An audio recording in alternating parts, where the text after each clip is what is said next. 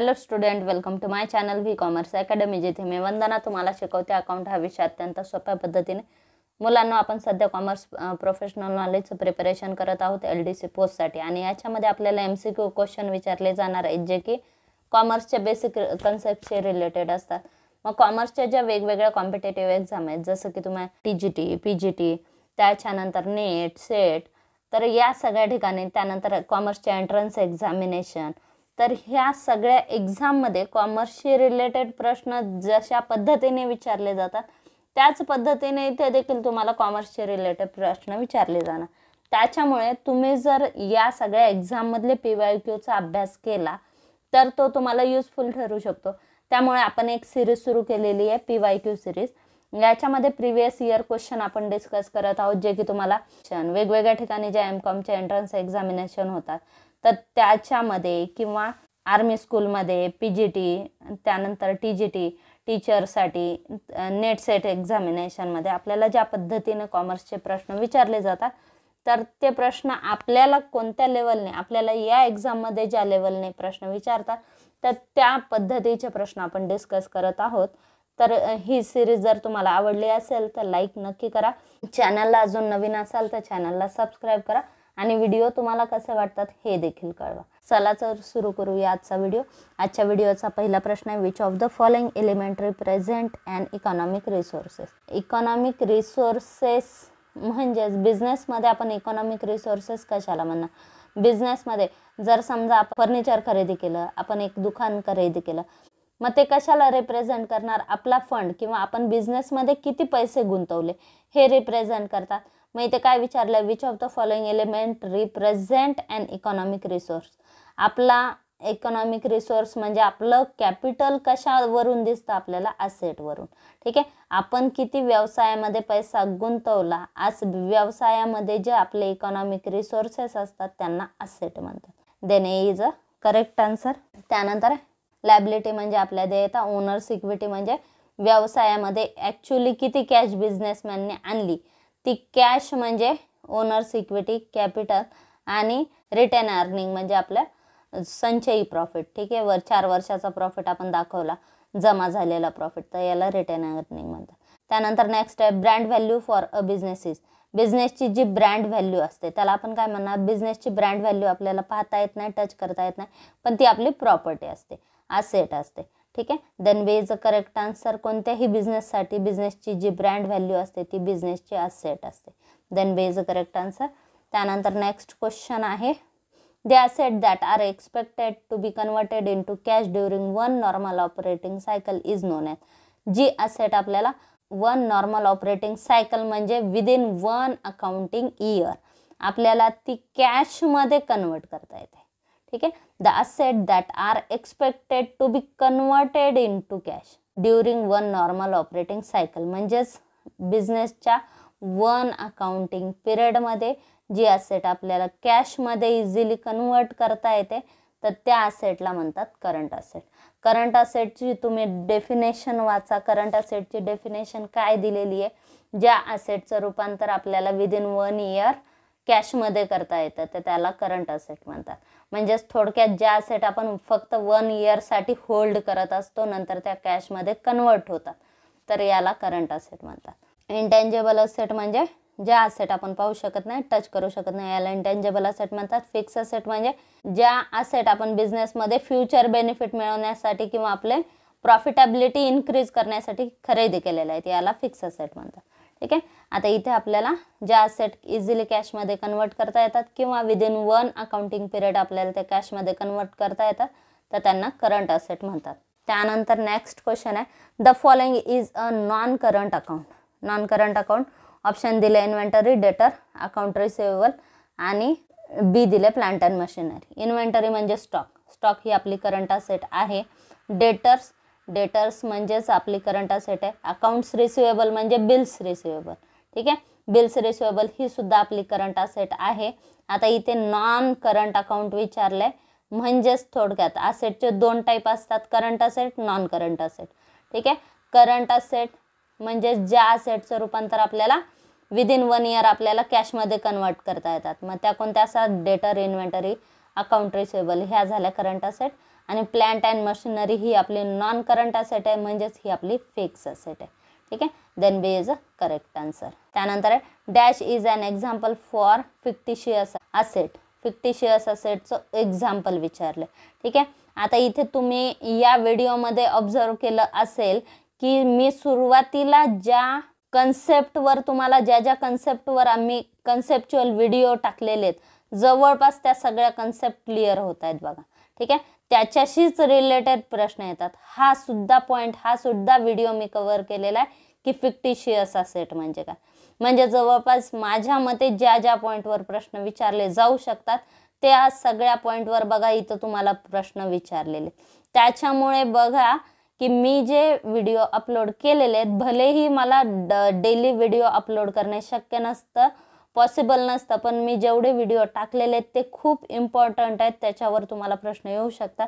त्यामुळे as possible as लवकरात लवकर मी जेवढे व्हिडिओ टाकलेले ते सगळे व्हिडिओ तुम्ही बघा, तुमचे मॅक्झिमम पॉईंट्स त्याच्यामध्ये कवर होणार आहे.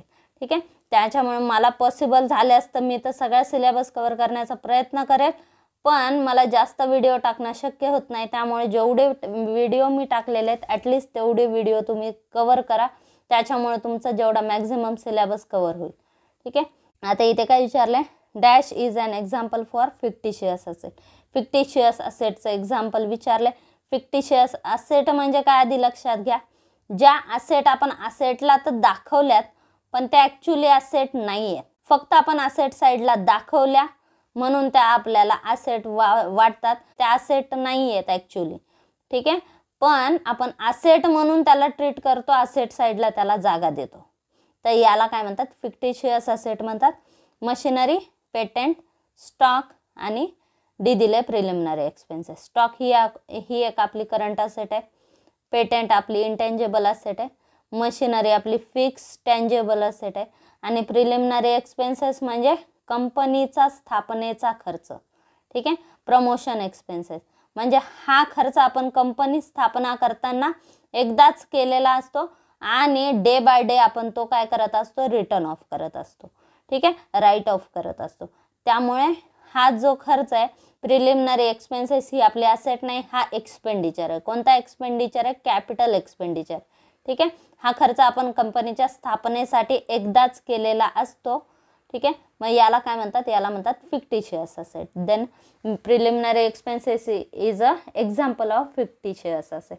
ठीक आहे, मी ऑलरेडी फिक्टिशियस असेटवर व्हिडिओ घेतलेला, त्याच्यामध्ये देखील हे एक्झाम्पल आपण डिस्कस केलेलं आहे. Okay, then D is correct answer. त्यानंतर आहे quick asset are define as.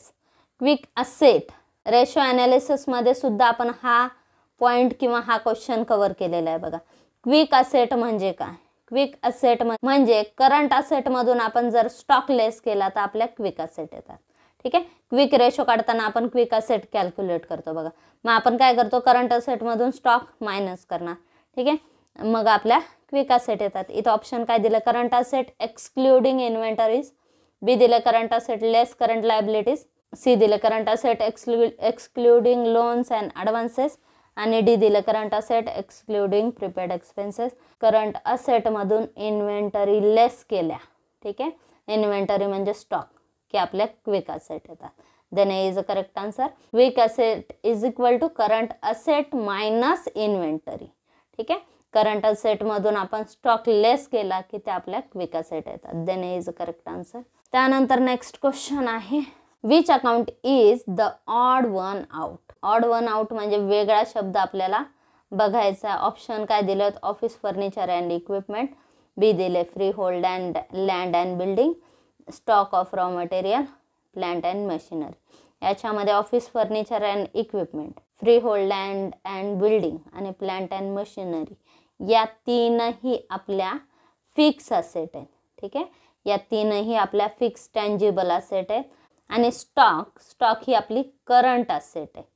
ठीक आहे, करंट असेट म्हणजे ज्या असेटचं रूपांतर आपल्याला क्विकली कॅशमध्ये करता येतं, विदिन 1 इयर त्या कॅशमध्ये कन्वर्ट करता येतात, याला म्हणतात करंट असेट.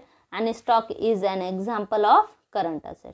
ठीक आहे, स्टॉक करंट असेटमध्ये येतो आणि फर्निचर, बिल्डिंग, लँड, मशिनरी, ठीक आहे, furniture and equipment, land and building, plant and machinery हे कशामध्ये येतात? हे सगळे फिक्स असेटमध्ये येतात. ठीक आहे. आता इथे आपल्याला ऑड आउट विचारले, ऑड वन आउट विचारले, तिन्ही फिक्स असेट आहेत. एकच आपल्याला करंट असेट दिली आहे. Then C is correct answer, stock of raw material. त्यानंतर next, the obligation of an enterprise other than owners fund are known as. प्रश्न काय विचारला? The obligation of an enterprise other than owners fund. Obligation म्हणजेच liability. ठीक आहे. लायबिलिटीला another word काय असतो? Obligations. Obligations of enterprises other than owners fund. Owners fund म्हणजे कॅपिटल. ठीक आहे. आपल्याकडे जर समजा आपल्या टोटल लायबिलिटी आहे 10 लाख, याच्यामध्ये 4 लाख ओनर्स इक्विटी आहे. ओनर्स इक्विटी म्हणजेच ओनर्स फंड आहे 4 लाख. म्हणजेच बाकीचे जे उरले 6 लाख ते आपल्याला बाहेरच्या लोकांना द्यायचे. ठीक आहे. टोटल लायबिलिटी किती आहे? 10 लाख. 10 लाख पैकी 4 लाख कॅपिटल आहे म्हणजेच इंटरनल लायबिलिटी. मग बाकीच्या ज्या राहिल्या त्या एक्सटर्नल लायबिलिटी आहेत. ठीक आहे. एक्सटर्नल लायबिलिटी म्हणजे ज्या व्यवसायाच्या बाहेरच्या लोकांचे देणे आहेत त्यांना एक्सटर्नल लायबिलिटी म्हणतात. ठीक आहे. आपल्या टोटल लायबिलिटी 10 लाख आहेत म्हणजे असेट्स आपल्या किती आहेत? टोटल असेट्स 10 लाख आहेत आणि त्याच्यापैकी 4 लाख ओनर्स फंड आहे. ओनर्स फंड म्हणजेच कॅपिटल. ठीक आहे. कॅपिटल किती आहे? 4 लाख. मग 4 लाखा व्यतिरिक्त जी अमाऊंट आहे ती आहे आपली लायबिलिटी म्हणजेच एक्सटर्नल लायबिलिटी. लायबिलिटी आपण जरी लायबिलिटी साईडला पूर्ण साईडला नाव देतो तरी ज्या आपल्या व्यवसायाच्या बाहेरच्या लोकांच्या देय येतात त्यांना लायबिलिटी कन्सिडर केलं जातं. ठीक आहे. आणि त्या कोणत्या असतात? External liability. आता इथे काय विचारलं? The obligation of an enterprise other than owners fund. Owners fund व्यतिरिक्त जे 6 लाख आहेत त्याला आपण काय म्हणणार? लायबिलिटी म्हणणार किंवा त्याला एक्सटर्नल लायबिलिटी म्हणणार. Then B is a correct answer. त्यानंतर आहे which of the following is a current liability of an organization. आता इथे करंट लायबिलिटी विचारले. मशिनरी. मशिनरी आपली फिक्स असेट आहे. डेटर करंट असेट आहे. शेअर कॅपिटल ही इंटरनल लायबिलिटी आहे आणि क्रेडिटर ही बिझनेसची करंट लायबिलिटी आहे. Then C is a correct answer. त्यानंतर नेक्स्ट विचारलं which of the following is a non current liability. Non current liabilities म्हणजेच थोडक्यात लॉंग टर्म लायबिलिटी. ओके. ज्या लायबिलिटी आपल्या विदिन 1 इयर पेड कराव्या लागतात त्यांना करंट लायबिलिटी म्हणतात आणि ज्या लायबिलिटी लॉंग पिरियडसाठी असतात त्यांना नॉन करंट लायबिलिटी किंवा लॉंग टर्म लायबिलिटी म्हणतात. ओके. आता bills payable, bank overdraft, sundry creditor हे आपल्या करंट लायबिलिटी आहेत कारण ह्या विदिन 1 इयर पेड कराव्या लागतात. मग यांना शॉर्ट टर्म लायबिलिटी देखील म्हणतात. आणि लॉंग टर्म लोन म्हणजे आपण जर समजा 10 वर्षासाठी लोन घेतलेले मग हे लॉंग टर्म लोन ही आपली नॉन करंट लायबिलिटी आहे किंवा यालाच लॉंग टर्म डेब्ट्स किंवा लॉंग टर्म लायबिलिटी देखील म्हणतात. Then D is a correct answer. त्यानंतर नेक्स्ट क्वेश्चन आहे विचारलाय liability for bill discounted is a. Bill डिस्काउंटेडची लायबिलिटी विचारली. बिल डिस्काउंटेड केलंय म्हणजेच बिल कोण डिस्काउंट करतात? ज्याच्या मालकीचं आहे तो डिस्काउंट करत असतो. ठीक आहे. म्हणजे आपलं जे बिल्स रिसिवेबल आहे ते आपण डिस्काउंट करू शकतो. बिल्स पेबल बँकेत डिस्काउंट होतं का? आपण डिस्काउंट ड्रॉवी डिस्काउंट करू शकते का? नाही. ड्रॉवर बिल डिस्काउंट करत असतो. म्हणजेच आपल्यासाठी ते बिल्स रिसिवेबल आहे आणि बिल्स रिसिवेबल आपण बँकेमध्ये डिस्काउंट केलं. हा प्रश्न आपण ऑलरेडी डिस्कस केलेला आहे. आता जर समजा आपल्याकडे एक बिल्स रिसिवेबल आहे. आपल्याकडे बिल्स रिसिवेबल आहे 10,000चं. ठीक आहे. आपण 10,000चं बिल्स रिसिवेबल 3 महिन्यासाठी आहे. आपल्याला वाटलं कुठं 3 महिने हे बिल सांभाळायचं. आपण हे बिल बँकेमध्ये डिस्काउंट केलं. ठीक आहे. बँकेत बिल डिस्काउंट केलं म्हणजे आपण हे बँकेला विकलं. बँकेने आपल्याला 9,000 रुपये दिले आणि 10,000चं बिल घेतलं. ठीक आहे. मग याला म्हणतात बिल डिस्काउंटेड. मग बिल आपण बँकेमध्ये डिस्काउंट केलं. जेव्हा बिलाची ड्यू डेट येईल त्या दिवशी बँक ड्रॉवीकडे जाईल आणि बिलाचे पैसे मागेल. ड्रॉवीने जर ते पैसे दिले तर ती ट्रान्झॅक्शन तिथेच संपते. पण जर ड्रॉवीने पैसे दिले नाही तर बँक रिव्हर्स येते आपल्याकडे. ठीक आहे. बँक रिव्हर्स येते आपल्याकडे. आपल्याला म्हणते तुमचं बिल घ्या आमचे पैसे द्या. ठीक आहे. मग त्या केसमध्ये आपल्याला बँकेला पैसे परत द्यावे लागतात बिलाचे. मग त्या केसमध्ये जेव्हा ते बिल डिसऑनर होईल तेव्हा आपल्याला ते पैसे द्यावे लागतात. ठीक आहे. मग ती आपली लायबिलिटी होऊ शकते. लायबिलिटी झालेली नाही होऊ शकते आणि ज्या वेळेस आपण लायबिलिटी होण्याची शक्यता आहे असं म्हणतो याला म्हणतात कॉन्टिंजंट लायबिलिटी. ठीक आहे. संभाव्य देयता. ज्या देयता आत्ता नाही आहेत पण होऊ शकतात इन फ्युचर. ठीक आहे. इन फ्युचर ज्या लायबिलिटी आपल्या होऊ शकतात त्यांना म्हणतात contingent liability. Then B is a correct answer. इथं काय विचारलं, liability for bill discounted is a contingent liability. Then B is a correct answer. त्यानंतर next, dash are liabilities which become due and payable within a short period. ज्या liability due असतात आणि आपल्याला त्या short पिरियडमध्ये द्यायच्या त्यांना काय म्हणतात. ऑप्शन काय दिलं, फिक्स लायबिलिटीज, बी दिलं लॉंग टर्म लायबिलिटीज. आता फिक्स लायबिलिटी म्हणजे ज्या लायबिलिटी लॉंग पिरियडसाठी आहेत. आपण शक्यतो फिक्स लायबिलिटी हा वर्ड यूज केला जात नाही, लॉंग टर्म लायबिलिटी हा वर्ड यूज केला जातो. ज्या लायबिलिटी लॉंग पिरियडसाठी असतात त्यांना लॉंग टर्म लायबिलिटी म्हणतात आणि ज्या लायबिलिटी शॉर्ट पिरियडसाठी असतात त्यांना म्हणतात करंट लायबिलिटी. त्यानंतर ऑप्शन बघा, सी काय दिलं, करंट लायबिलिटी, आणि डी दिले contingent liability. Then C is a correct answer, current liability. ज्या लायबिलिटी शॉर्ट पिरियडसाठी आहेत त्यांना काय म्हणतात, करंट लायबिलिटी. त्यानंतर आहे current liabilities need to be paid. Current liabilities need to be paid. ज्या लायबिलिटी आपल्याला शॉर्ट पिरियडमध्ये पेड कराव्या लागतात, म्हणजेच 1 अकाउंटिंग इयरमध्ये त्या पेड कराव्या लागतात. विदिन 1 अकाउंटिंग सायकल म्हणजेच विदिन 1 अकाउंटिंग पिरियड. ठीक आहे. ऑप्शन बी काय दिलं, बियॉन्ड 1 अकाउंटिंग पिरियड. सी दिले विदिन 3 इयर आणि डी दिले विदिन 6 मंथ. ठीक आहे. करंट लायबिलिटीची काय डेफिनेशन आहे, ज्या लायबिलिटी आपल्याला शॉर्ट पिरियडमध्ये पेड कराव्या लागतात आणि तो शॉर्ट पिरियड म्हणजे 1 अकाउंटिंग पिरियडचा असतो. म्हणजे ज्या लायबिलिटी आपल्याला विदिन 1 अकाउंटिंग पिरियड किंवा विदिन 1 अकाउंटिंग सायकलमध्ये पेड कराव्या लागतात त्यांना करंट लायबिलिटी म्हणतात. Then is a correct answer. बघा आता इथं तुम्हाला करंट लायबिलिटीची जर डेफिनेशन पाठ असेल तर तुम्हाला याचा आन्सर लगेच सापडतं. ठीक आहे. करंट असेट म्हणजे काय, ज्या असेटचं विदिन 1 अकाउंटिंग सायकलमध्ये कॅशमध्ये कन्व्हर्जन होतं याला करंट असेट म्हणतात. आणि ज्या लायबिलिटी 1 अकाउंटिंग विदिन 1 अकाउंटिंग सायकलमध्ये आपल्याला पेड कराव्या लागतात यांना करंट लायबिलिटी म्हणतात. ठीक आहे. Then is a correct answer. त्यानंतर नेक्स्ट क्वेश्चन आहे, copyright, patent, trademark are. Option दिले liquid asset, fix asset, intangible asset, investment. Copyright, patent, trademark ह्या आपल्या अदृश्य संपत्ती आहेत. म्हणजे यांना हात लावू शकत नाही, टच करू शकत नाही, पण याचे बेनिफिट बिझनेसला मिळत असतात. यांना अदृश्य संपत्ती म्हणतात, याला इंटेंजिबल असेट म्हणतात. ठीक आहे. गुडविल, पेटंट, ट्रेडमार्क, कॉपीराइट हे सगळे आपले काय इंटेंजिबल असेट आहे. Then C is a correct answer. त्यानंतर next, which of the following is an essential characteristics of an asset. असेटचं इसेन्शियल कॅरेक्टरिस्टिक्स विचारले. ऑप्शन काय दिले, an asset provide future benefit. B दिले an asset is obtained at a cost. C दिले an asset may not be viewed as infrastructure. आणि D दिले all assets are tangible. ठीक आहे. आता D all asset are tangible हे चुकीचं आहे, इंटेंजेबल असेट सुद्धा असतात. आता असेटचं मेन इसेन्शियल कॅरेक्टरिस्टिक काय असतं, असेट कशासाठी बिझनेसमध्ये असेट कशासाठी होल्ड केल्या जातात, बेनिफिट मिळवण्यासाठी. आता आपण असेट कशाला म्हणतो, लँड, बिल्डिंग. लँड कशासाठी खरेदी केली, आपल्याला तिथे बिझनेस करता यावा यासाठी आपण लँड खरेदी केली. बिल्डिंग कशासाठी बांधली, तिथे आपल्याला आपला बिझनेस सर्व्हाइव्ह करता यावा किंवा आपल्याला तिथे दुकान थाटून बसता यावं किंवा आपल्याला तिथे आपला जो पर्टिक्युलर बिझनेस आहे तो करता यावा, बिझनेसच्या ऍक्टिव्हिटी करता याव्या यासाठी बिल्डिंग आपण बांधलेली. फर्निचर का केलं, कारण आपल्याला तिथे वावरणं सोयीचं व्हावं किंवा आपल्याला आपलं काम करणं सोयीचं व्हावं.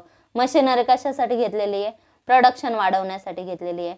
स्टॉक कशासाठी आहे आपल्याकडे, आपल्याला ज्या वेळेस वस्तूची डिमांड येईल तर आपल्याला लगेच वस्तू विकता याव्यात यासाठी आपल्याकडे स्टॉक आहे. ठीक आहे. म्हणजे असेट आपल्याला काय प्रोव्हाइड करतात, फ्युचर बेनिफिट. भविष्यामध्ये ते आपल्याला बेनिफिट प्रोव्हाइड करतात, त्यामुळे आपण असेट खरेदी करत असतो. इथं काय विचारलं, which one of the following is an essential characteristics of an asset. असेटचं इसेन्शियल कॅरेक्टरिस्टिक काय असेल, आपल्याला तिचा वापर करून आपल्याला फायदा मिळवता यावा. ठीक आहे. ज्या गोष्टीची आपल्याला बिझनेसमध्ये गरजच नाही ती गोष्ट आपण खरेदी करतो का, नाही. म्हणजे आपण बेनिफिट मिळवण्यासाठीच बिझनेसमध्ये असेट खरेदी करत असतो. Then is a correct answer. त्यानंतर नेक्स्ट विचारलाय प्रश्न, consider the following items. Option दिले debenture, prepaid rent, interest accrued, bank overdraft. Which of the are current liabilities. Current liability इथे विचारलाय. ऑप्शन काय दिले, debenture, prepaid rent, interest accrued, bank overdraft. Debenture ही आपली लॉंग टर्म लायबिलिटी आहे, prepaid rent ही आपली असेट आहे, इंटरेस्ट ऑकर्ड सुद्धा आपली असेट आहे आणि बँक ओव्हरड्राफ्ट ही आपली करंट लायबिलिटी आहे. Then B is a correct answer. फक्त 4 आपली करंट लायबिलिटी. आता हा प्रश्न बघा आपल्याला कधी विचारलेला आहे, UGC नेटमध्ये विचारलेला आहे. पेपर सेकंडला हा प्रश्न विचारलेला आहे. ठीक आहे. तर ह्या सगळ्या व्हिडिओवरून, ह्या सगळ्या क्वेश्चन्सवरून तुम्हाला लक्षात आलेलं असेल की आपल्याला कोणत्या टाईपचे प्रश्न विचारू शकतात कॉमर्सशी रिलेटेड आणि ते कशा पद्धतीने विचारतात. तर आजचा व्हिडिओ तुम्हाला कसा वाटला हे कमेंट बॉक्समध्ये नक्की कळवा. चॅनल अजून सबस्क्राईब केलं नसेल तर चॅनलला सबस्क्राईब करा, व्हिडिओला लाईक करा, शेअर करा आणि सबस्क्राईब करा. थँक्यू.